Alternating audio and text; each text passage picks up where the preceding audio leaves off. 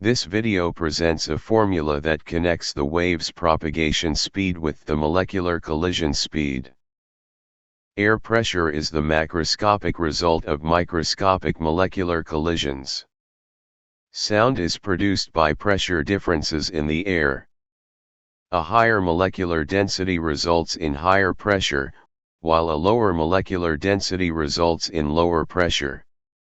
The wave propagation speed, c, can be related to the molecular collision speed, v, through the heat capacity ratio, gamma.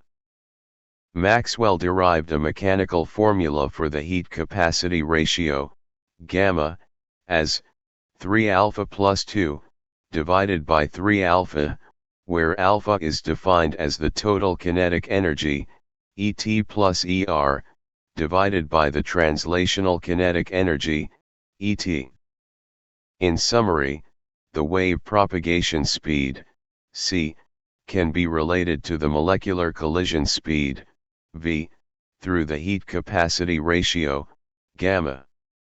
The heat capacity ratio, gamma, is equal to 3 alpha plus 2, divided by 3 alpha, where alpha is defined as the total kinetic energy, ET plus ER, divided by the translational kinetic energy, ET.